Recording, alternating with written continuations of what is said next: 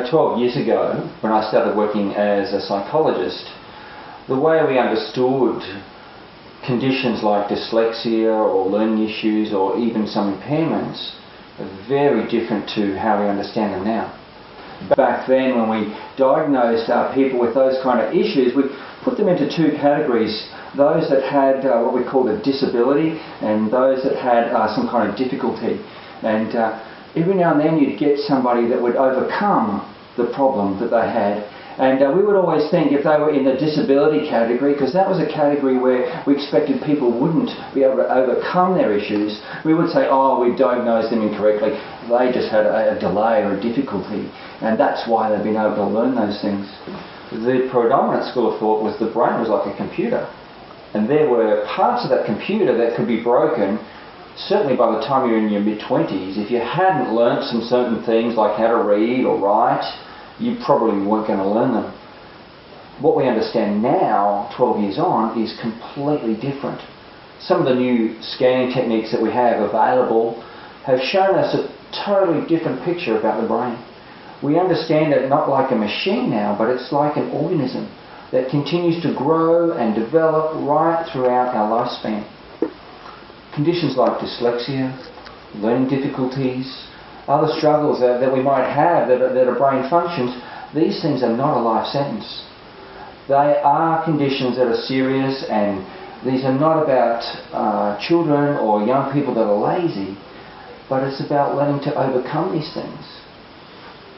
That gives us all faith and hope that no matter who we are, by following the right program and getting into the right place, we can see those learning conditions change and overcome these issues. That, of course, starts by embracing it. Now, my friend Sandy, she's one of these people that's overcome those difficulties. We would have put her possibly as a young person in that category that, was really going to struggle with her schooling, and would possibly even say to the parents, well, the jobs that she has available for her when she finishes school is limited. We know that those kind of comments aren't true now. That just as she's overcome and being able to change the way that she learns and modify the way that she does things, anybody can take that journey and do that too. The brain is a wonderful organism, and sometimes it's the simplest thing. There are many things. I could list off half a dozen things that any one person could do to start to encourage that brain to grow and to change and to become stronger in its capacity to learn and hold on to information, to read text, to work with numbers.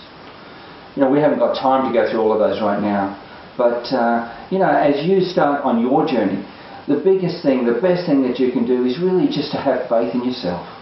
That where you're at, the things that you struggle with, the stuff that you try and hide away from others, that these things aren't permanent, that they can be overcome and they can be changed.